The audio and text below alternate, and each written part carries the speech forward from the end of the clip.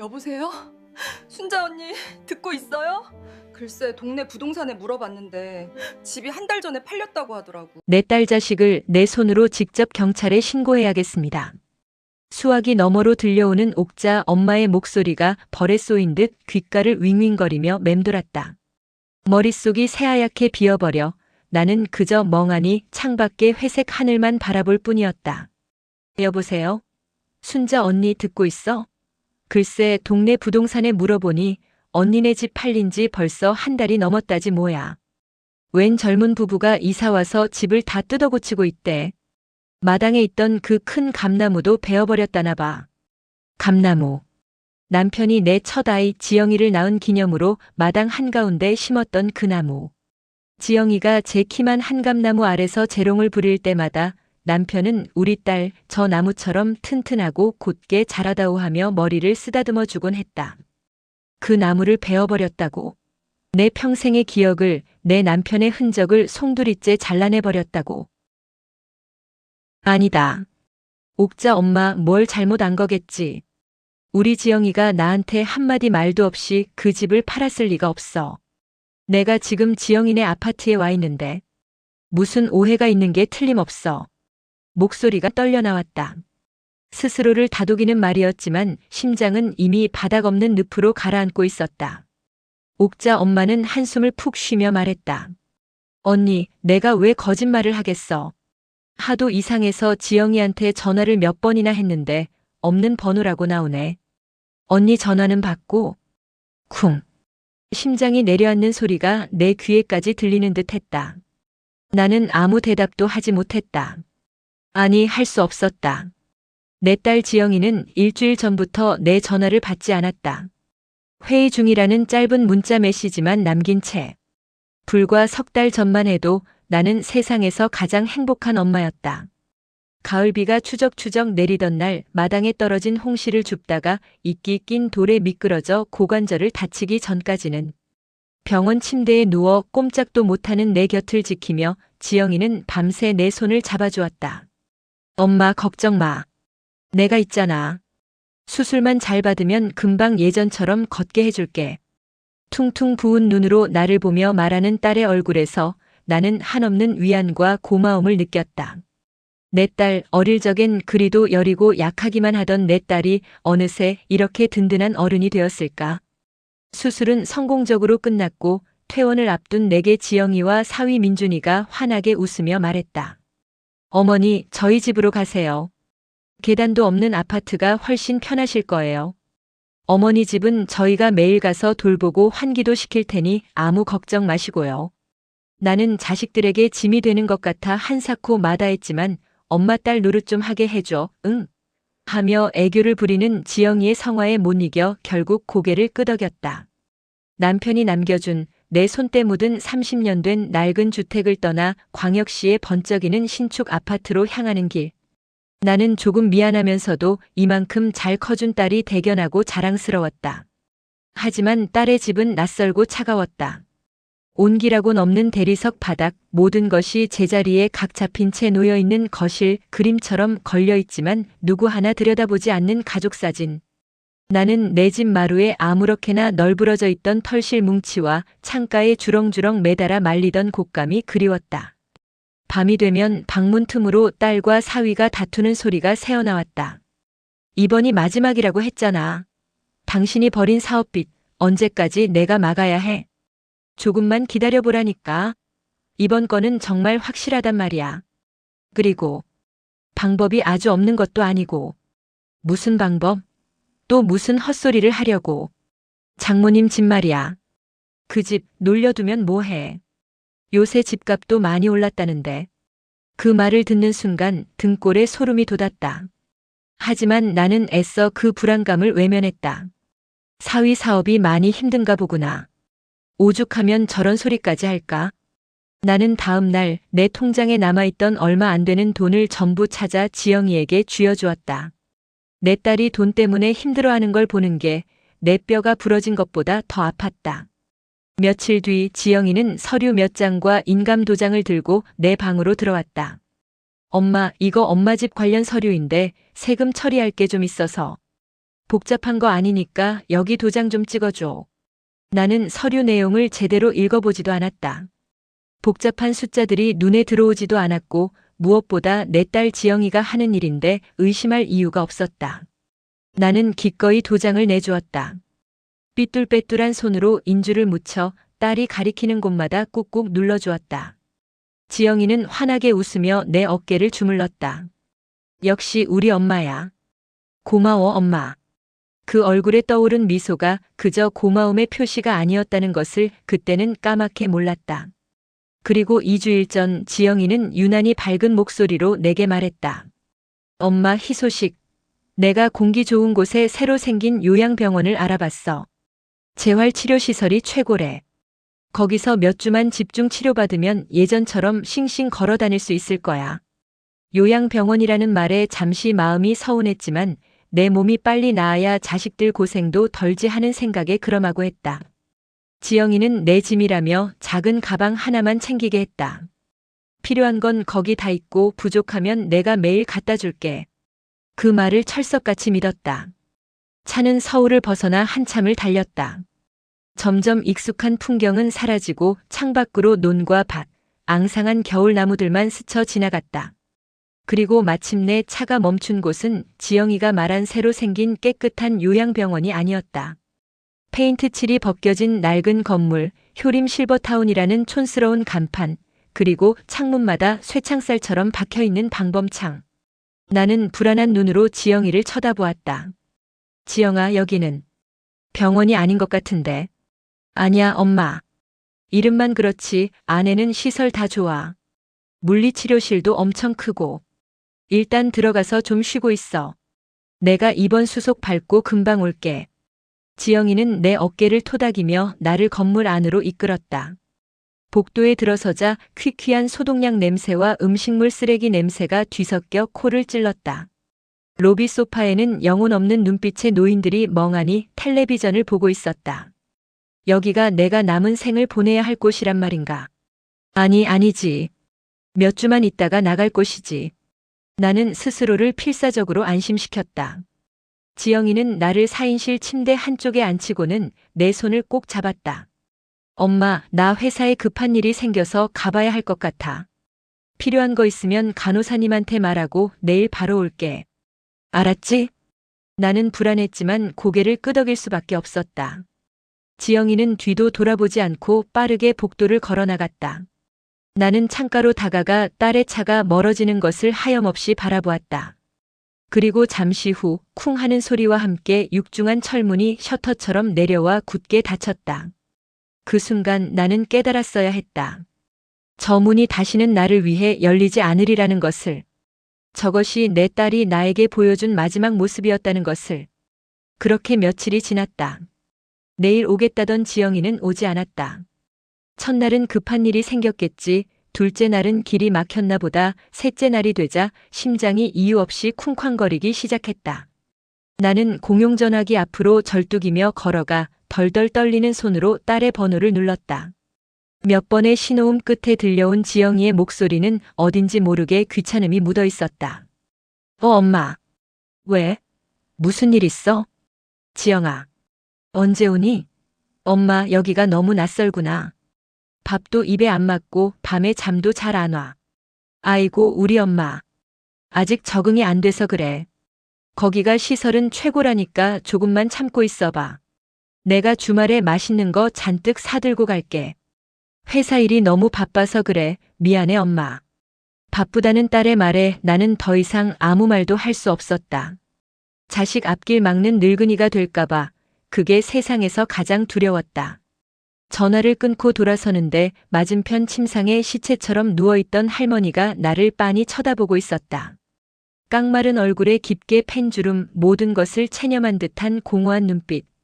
최경숙 할머니였다. 자식 기다리는 거 여기서 제일 부질없는 짓이야. 칼날 같은 한마디가 내 가슴에 날아와 박혔다. 무슨 말씀을 그렇게 하세요. 우리 애는 바빠서 그런 거예요. 주말에는 꼭 온다고. 주말? 그 주말이 다음 주말이 되고 다음 달이 되고 그러다 1년이 되고. 여기 사람들 다 그렇게 속아서 들어온 사람들이야. 나도 그랬고. 할머니는 조소하듯 입꼬리를 올리더니 다시 벽 쪽으로 돌아 누워버렸다. 그 서늘한 목소리가 온몸의 피를 차갑게 식히는 것 같았다. 아니야, 우리 지영이는 달라. 내 딸은 그럴 애가 아니야.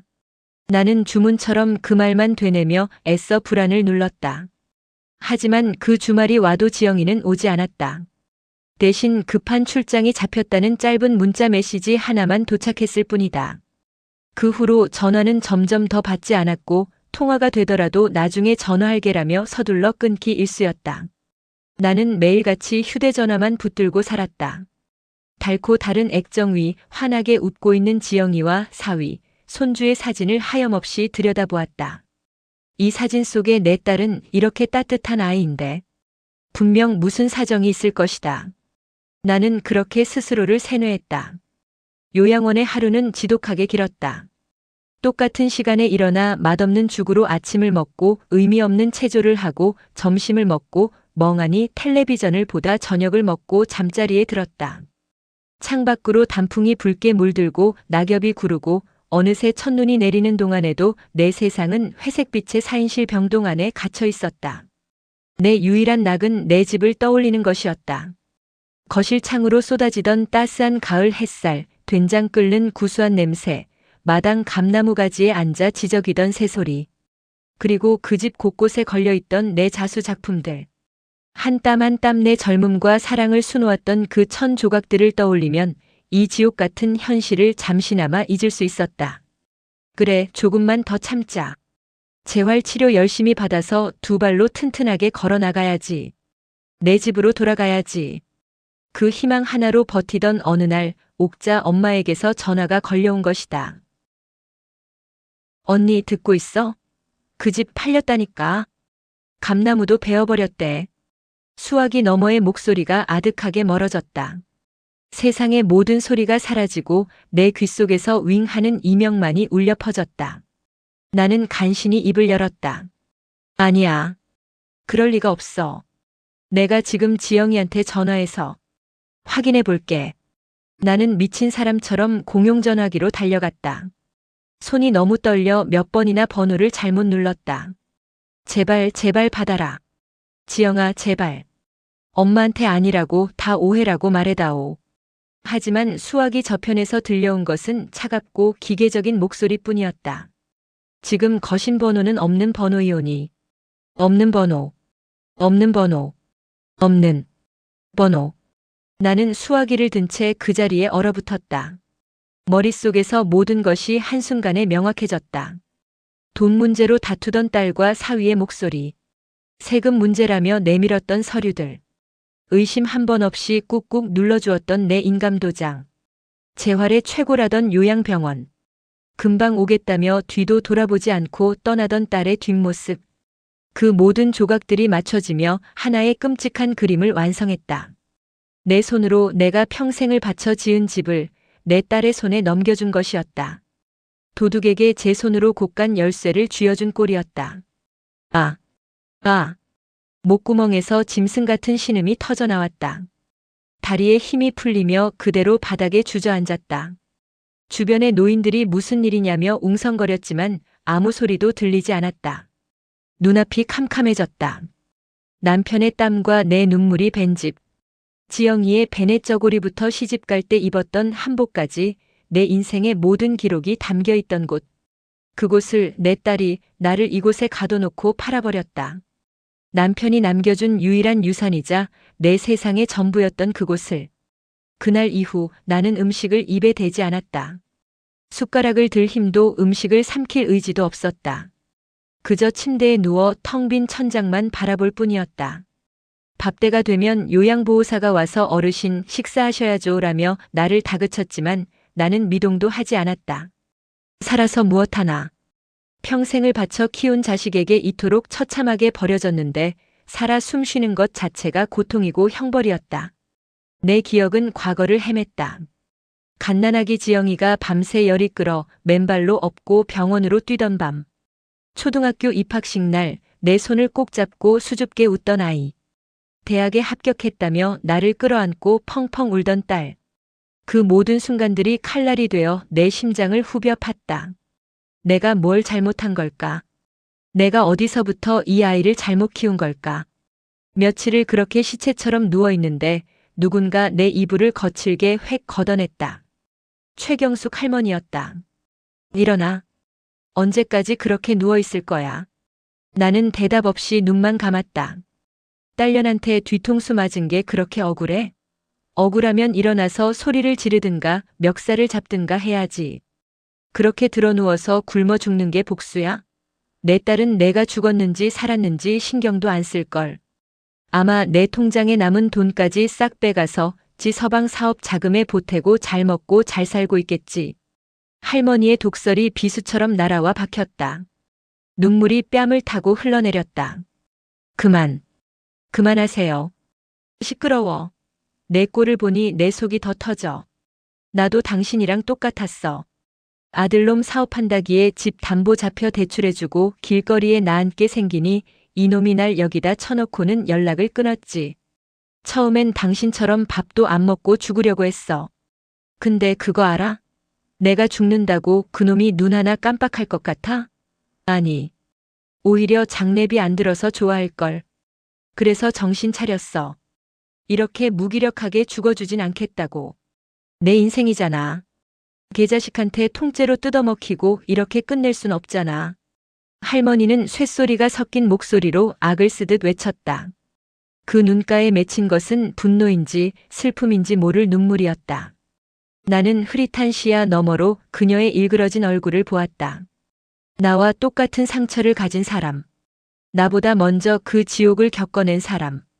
그 처절한 외침이 죽어가던 내 심장을 희미하게나마 다시 뛰게 만들었다. 죽는 것은 너무나 쉬운 도피였다. 하지만 내 딸은 내가 죽어도 슬퍼하지 않을 것이다. 오히려 짐을 덜었다고 안도할지도 모른다. 그 생각에 이르자 온몸에 소름이 돋았다. 그래, 이렇게 죽을 순 없다. 내 인생이 아직 끝나지 않았다. 내 목소리가 남아있다. 나는 떨리는 팔로 침대 틀을 잡고 천천히, 아주 천천히 몸을 일으켰다. 비록 앙상하게 마르고 힘없는 몸뚱어리였지만 그 순간 내 눈에는 희미하게나마 삶의 의지가 다시 깃들고 있었다. 최경숙 할머니의 그 악스러운 외침이 멎은 후에도 병실 안에는 오랫동안 메아리가 울리는 듯 했다. 내 인생이잖아. 그 말이 삭풍처럼 내 마른 가슴을 핥히고 지나갔다. 나는 텅 빈 눈으로 허공을 응시했다. 내 인생.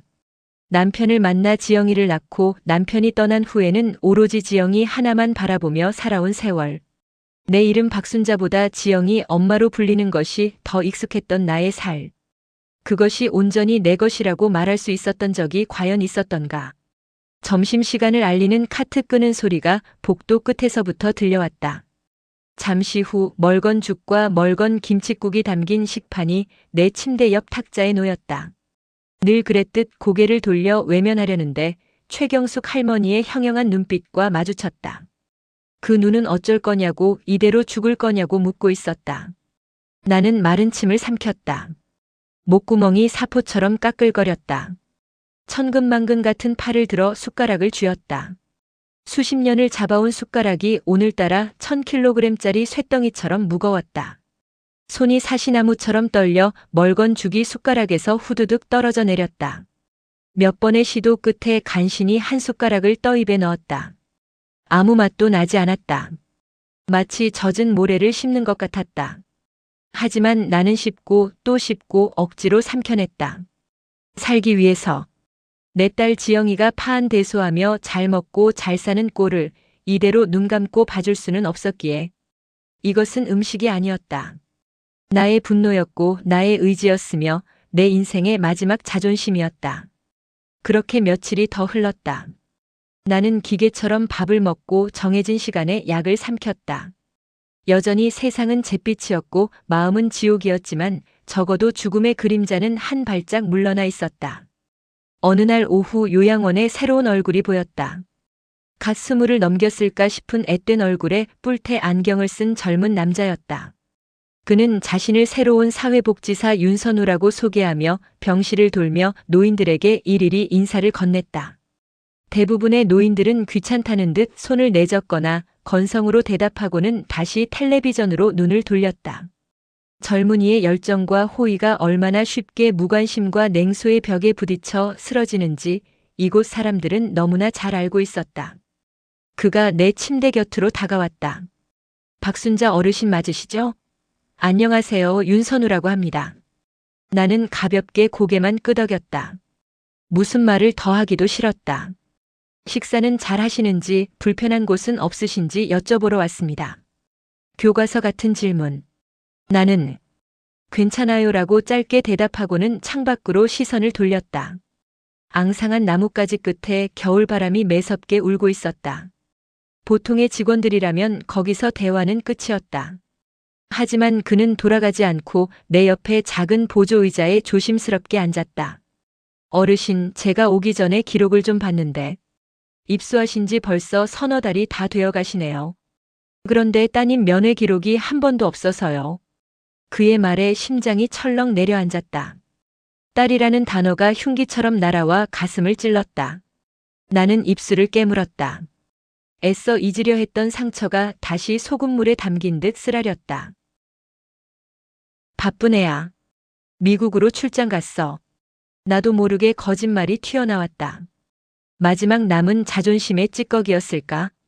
내 딸이 나를 버렸다는 사실을 이 젊고 순수한 청년 앞에서 차마 인정하고 싶지 않았다. 윤선우라는 청년은 내 말을 의심하지 않는 듯 고개를 끄덕였다. 하지만 그의 눈에는 연민과 의문이 함께 서려 있었다. 그러시군요. 그래도 전화 통화는 자주 하시죠? 혹시 휴대전화가 없으시면 제 걸로 하시게 도와드릴까요? 그의 순수한 호의에 나는 그만 와르르 무너져 내렸다. 참으려 했지만 눈물이 툭 터진 강물처럼 뺨을 타고 흘러내렸다. 나는 고개를 숙인 채 어깨를 들썩이며 흐느꼈다. 그런 내 등을 그는 아무 말 없이 가만히 쓸어주었다. 그 손길은 따뜻하지도 차갑지도 않았지만 이상하게도 사람의 체온이 주는 위로가 있었다. 한참을 울고 난 뒤 나는 쉰 목소리로 내 이야기를 조금씩 털어놓기 시작했다. 너무나 부끄럽고 치욕스러워 누구에게도 말할 수 없었던 내 딸에게 모든 것을 빼앗기고 버려진 이야기를. 윤선우는 내 이야기를 끊지 않고 끝까지 들어주었다. 그는 내가 말을 멈출 때면 잠자코 기다려 주었고 내가 울먹일 때면 티슈를 건네주었다. 이야기가 끝났을 때 나는 그의 얼굴을 차마 쳐다볼 수 없었다. 이토록 어리석은 늙은이를 얼마나 한심하게 생각할까. 그랬구나. 내가 내 손으로 그 집을. 어르신. 그가 나를 불렀다. 고개를 들자 나는 놀라지 않을 수 없었다. 그의 눈은 나를 동정하거나 한심하게 여기는 눈빛이 아니었다. 그의 두 눈에는 분노가 이글거리고 있었다. 마치 자신의 일처럼 그는 분노하고 있었다. 어르신 잘못이 아니에요. 이건 명백한 범죄입니다. 범죄? 네. 어르신의 몸이 불편하고 정신이 온전치 못한 상황을 이용해서 재산을 가로챈 행위는 사기죄에 해당할 수 있어요. 그리고 어르신을 부양할 의무가 있는 자녀가 어르신을 이런 곳에 방치한 것은 유기죄에 해당할 수도 있고요. 세금 문제라고 속여서 인감 도장을 받아간 것은 사문서 위조가 될 수도 있습니다. 그가 뱉어내는 법률 용어들은 생소하고 어려웠지만 그 의미는 명확하게 가슴에 와닿았다. 나는 그저 어리석고 순진해서 당한 것이 아니었다. 나는 피해자였다. 내 딸은 그저 불효를 저지른 것이 아니라 범죄를 저지른 것이었다. 그 사실을 깨닫는 순간 부끄러움과 자책감으로 잔뜩 웅크려 있던 내 마음속에서 다른 감정이 싹트기 시작했다. 그것은 차갑고도 날카로운 분노였다. 하지만 내가 어떻게 내 딸을 경찰에 물론 힘든 결정이시겠죠. 하지만 이대로 넘어가면 따님은 자신이 무슨 잘못을 했는지 평생 깨닫지 못할 겁니다. 그리고 어르신은 남은 평생을 이렇게 억울함 속에서 살아가셔야 하고요. 이건 어르신의 인생을 되찾는 일이기도 하지만 잘못된 길로 들어선 따님을 바로잡을 마지막 기회일 수도 있습니다. 그의 말은 논리정연했지만 그보다 더 내 마음을 움직인 것은 그의 진심이었다. 그는 나를 그저 돌봐야 할 노인으로 보는 것이 아니라 존엄을 잃어버린 한 인간으로 마주하고 있었다. 그날 이후 윤선우는 자신의 일과 시간을 쪼개어 나를 돕기 시작했다. 그는 노인 인권보호단체와 연계된 무료법률구조공단에 연락해 상담을 주선했다. 며칠 뒤 변호사라는 사람이 요양원으로 직접 찾아왔다. 변호사는 내 이야기를 듣고는 윤선우와 비슷한 이야기를 해주었다. 소송은 가능하지만 길고 힘든 싸움이 될 것이라고. 이길 확률이 높다고 장담할 수도 없다고. 무엇보다 친딸을 상대로 법정에 서야 하는 그 과정이 나에게 더 큰 상처가 될 수 있다고도 했다. 변호사가 돌아간 뒤 나는 깊은 고민에 빠졌다. 과연 내가 이 싸움을 감당할 수 있을까? 남은 인생도 얼마 없는데 이 늙고 병든 몸으로 내 딸과 법정에서 싸우는 것이 무슨 의미가 있을까? 다시 무력감이 온몸을 휘감았다. 그때 윤선우가 내게 작은 노트 한 권과 펜 한 자루를 내밀었다. 어르신, 소송은 나중에 생각하셔도 돼요. 일단 오늘 저와 변호사님께 하셨던 그 이야기들을 처음부터 끝까지 한번 적어보시는 건 어떨까요? 나중에 소송을 하게 되면 중요한 증거 자료가 될 수도 있고요. 무엇보다 어르신 자신을 위해서요. 나는 떨리는 손으로 노트와 펜을 받아들었다. 젊은 시절 자수를 놓으며 수만 번 바늘을 쥐었던 손이었지만 펜을 잡은 것은 수십 년 만이었다. 첫 장을 펼치자 새하얀 백지가 막막하게 나를 내려다보는 것 같았다.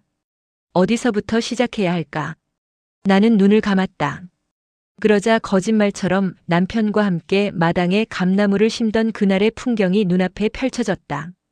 흙냄새, 남편의 땀냄새, 파릇파릇한 어린 묘목의 싱그러움. 나는 더듬더듬 노트의 첫 줄에 이렇게 써 내려가기 시작했다. 내 나이 20하고도 넷되던 해봄, 그이와 나는 작은 마당이 딸린 집을 얻었다. 글을 쓰는 것은 고통스러운 과정이었다. 행복했던 기억을 떠올릴 때면 사무치는 그리움에 눈물이 났고 지영이를 키우며 기뻤던 순간들을 적어 내려갈 때면 지금의 현실이 믿기지 않아 가슴이 미어졌다. 딸의 집에 머물며 불안했던 순간들, 서류에 도장을 찍어주던 그 어리석었던 나를 기록할 때면 내 손으로 내 가슴을 찢는 듯한 고통이 밀려왔다. 하지만 이상하게도 글을 쓰면 쓸수록 머릿속은 점점 더 명료해졌다. 엉망으로 뒤엉켜 있던 감정의 실타래가 한 올 한 올 풀려나가는 기분이었다. 그것은 단순한 기록이 아니었다. 내 억울함을 토해내는 절규였고 빼앗긴 내 인생을 되찾으려는 몸부림이었다. 무력하게 쓰러져가던 피해자 박순자가 아니라 내 삶의 주인이자 증인인 박순자로 다시 태어나는 의식이었다. 나는 매일같이 글을 썼다. 식사 시간과 재활 치료 시간을 빼고는 온종일 노트에 매달렸다. 최경숙 할머니는 그런 나를 힐끔거리며 보더니 어느 날 밤 내 머리맡에 따뜻한 물 한 잔을 놓고 가기도 했다. 아무 말 없었지만 그것은 그녀가 보내는 가장 큰 응원이었다.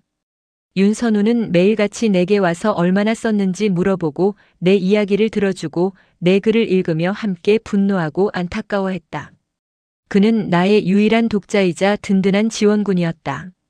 한 권의 노트가 빽빽한 글씨로 모두 채워졌을 때 나는 탈진한 듯 침대에 쓰러졌다. 하지만 마음은 기이할 정도로 평온했다. 나는 더 이상 과거의 망령에 사로잡혀 있지도 미래에 대한 막연한 불안에 떨지도 않았다. 나는 비로소 현재의 나를 그리고 내가 앞으로 나아가야 할 길을 똑바로 마주 볼 수 있게 되었다. 나는 내 딸을 법정에 세울 것이다. 집을 되찾기 위해서가 아니었다. 돈을 돌려받기 위해서도 아니었다. 그것은 인간 박순자로서의 마지막 존엄을 지키기 위한 내 인생을 향한 나의 마지막 예의였다. 나는 윤선우를 불러 떨리지 않는 목소리로 단호하게 말했다. 준비가 됐어요. 시작합시다. 내 목소리는 메마른 낙엽처럼 바스러졌지만 그 안에 담긴 결심은 쇠처럼 단단했다. 윤선우 복지사는 내 눈을 한참 동안 말없이 들여다보았다. 그의 젊은 눈동자 속에서 나는 안타까움과 함께 한 인간에 대한 깊은 존중을 읽을 수 있었다. 그는 조용히 고개를 끄덕였다. 그날 이후 내 삶의 톱니바퀴는 이전과는 전혀 다른 방향으로 느리지만 멈추지 않고 굴러가기 시작했다. 법적인 절차는 내가 상상했던 것보다 훨씬 더 차갑고 건조했으며 비인간적이었다. 변호사 사무실의 딱딱한 의자에 앉아 나는 내가 쓴 노트를 바탕으로 다시 한번 내 인생을 조각조각 해체해야 했다. 언제, 어디서, 누가, 무엇을, 어떻게. 변호사는 감정이 배제된 목소리로 사실관계만을 집요하게 파고들었다. 딸의 집에 머물렀던 기간, 도장을 찍어달라고 했을 때의 정확한 대화 내용, 요양원으로 오게 된 경위. 내 피와 눈물로 얼룩진 기억들은 법률 서류 위에서 갑 박순자와 을 김지영 사이의 무미건조한 사건 기록으로 재구성되었다. 소장을 접수하고 며칠이 지났을까. 지옥의 문이 열렸다. 내 휴대전화가 아닌 요양원 사무실 전화로 연락이 왔다. 원장이 나를 호출했다. 수화기를 들자마자 귀청을 찢는 듯한 지영이의 비명이 터져나왔다. 엄마, 지금 제정신이야? 어떻게 나한테 이럴 수가 있어? 내가 엄마 딸이야. 어떻게 엄마가 돼서 딸 앞길을 이렇게 막아? 오랜만에 듣는 딸의 목소리였다. 하지만 그 목소리에는 내가 그토록 그리워했던 온기는 단 한 줌도 없었다. 대신 배신감과 분노 그리고 날 선 증오가 칼날이 되어 내 고막을 파고들었다. 지영아, 닥쳐. 엄마 소리도 듣기 싫어. 그 요양원에서 누가 엄마를 꼬드긴 거야? 그 절단은 사회복지사? 아니면 옆에 붙어있는 그 이상한 늙은이들이야? 노망이 나도 단단히 났구나. 내가 그동안 엄마를 어떻게 모셨는데 은혜를 원수로 갚아? 은혜라니. 기가 막혀 말이 나오지 않았다. 나를 이곳에 버리고 내 전 재산을 들고 날라버린 것이 은혜란 말인가? 나는 떨리는 목소리로 간신히 입을 열었다. 내 집. 내 집은 왜 팔았니? 남편이 내게 남겨준 유일한 집인데. 그리고 마당의 그 감나무는 왜 베어버렸니? 내 절규 섞인 질문에 지영이는 잠시 말을 잇지 못하더니 이내 더 큰 소리로 악을 썼다. 그놈의 집. 그깟 낡아 빠진 집이 그렇게 중요해? 당신 사위가 사업 때문에 죽게 생겼는데 그 집 좀 팔아서 보태준 게 그렇게 큰 죄야? 엄마가 조금만 일찍 도와줬어도 이렇게까진 안 됐어. 다 엄마 때문이야. 엄마가 우릴 이 지경으로 만든 거라고. 모든 것이 내 탓이었다. 내 이기심과 무정함이 사위를 벼랑 끝으로 내몰았고 착한 내 딸이 어쩔 수 없이 그런 끔찍한 선택을 하도록 만들었다는 것이었다. 전화기 저편에서 들려오는 지영이의 울음 섞인 목소리는 너무나도 절박하고 억울해 보여서 순간 나는 내가 정말 나쁜 엄마가 된 것 같은 착각에 빠질 뻔했다. 하지만 아니었다. 나는 더 이상 속지 않기로 했다. 그래서 나를 여기다 버렸구나. 그래서 내 전화번호까지 바꿔버렸구나. 나는 내가 잘 살기만 한다면 집이 아니라 내 목숨이라도 내어줄 수 있었다. 그런데 지영아, 너는 내게 물어보지 않았어. 단 한 번도 솔직하게 말하지 않았어. 나를 속이고 내 눈을 가리고 내 손으로 내 모든 것을 내어주게 만들었지. 그리고는 나를 버렸다. 이것은 실수가 아니야. 너는 나를 내 인생에서 지워버린 거야. 내 담담한 목소리에 지영이는 할 말을 잃은 듯 했다. 잠시 침묵이 흘렀다. 그리고 다시 들려온 그녀의 목소리는 얼음장처럼 차가웠다. 그래, 좋아. 엄마가 그렇게 나온다면 나도 어쩔 수 없어. 법대로 해. 대신 다시는 엄마 얼굴 볼 생각하지 마. 손주 얼굴도 볼 생각 말고. 법정에서 보자고, 이 독한 노인네야. 딸깍. 전화가 끊겼다. 나는 한참 동안이나 죽은 수화기를 귀에 대고 서 있었다.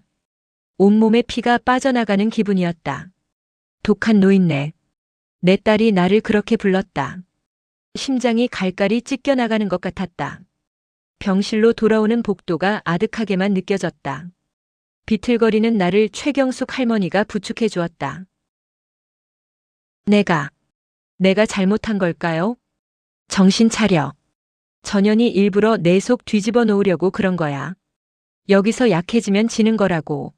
할머니의 거친 목소리가 아니었다면 나는 아마 그 자리에 주저앉아 통곡했을 것이다. 나는 이를 악물었다. 그래, 여기서 무너질 수는 없다. 이미 돌아갈 다리는 불타 없어졌다. 시간은 더디게 흘렀다. 법정 공방은 지리하고 고통스러웠다. 지영이 측 변호사는 내가 자발적으로 딸에게 집을 증여한 것이며 요양원 입소 역시 스스로 원한 것이라고 주장했다. 그들은 내가 평소에도 돈 문제로 힘들어하는 사위를 안타까워했다는 주변 사람들의 증언을 모았고 심지어 내가 약간의 치매 증상이 있어 상황을 오해하고 있다는 뉘앙스까지 풍겼다. 법정에 증인으로 출석하는 날 나는 몇 달 만에 지영이와 얼굴을 마주했다. 딸은 수척해진 얼굴에 검은 옷을 입고 마치 피해자처럼 잔뜩 웅크리고 있었다. 나와 눈이 마주치자 지영이는 원망과 경멸이 가득한 눈으로 나를 쏘아보더니 이내 고개를 돌려버렸다. 내 가슴 한구석이 시큰하게 아려왔다. 저 아이는 한때 내 세상의 전부였던 내 딸이었다. 나는 증인석에 앉아 떨리는 목소리로 내가 겪은 모든 일들을 진술했다. 내가 쓴 노트를 수십 번, 수백 번 읽으며 되새겼던 기억들이었다. 내 이야기가 이어지는 동안 법정 안은 물을 끼얹은 듯 조용했다. 방청석에 앉아있던 윤선우 복지사의 눈시울이 붉어지는 것이 보였다. 진술을 마치고 자리로 돌아오는데 다리가 후들거려 제대로 걸을 수가 없었다. 평생 느껴보지 못한 깊은 피로감과 허무함이 온몸을 덮쳤다. 싸움은 길어졌다.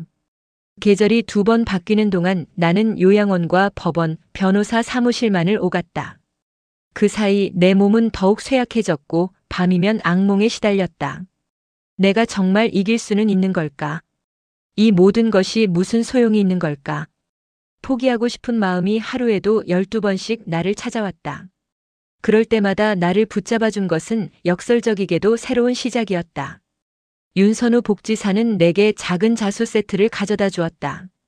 어르신 젊었을 때 자수 놓는 게 취미셨다고 들었어요.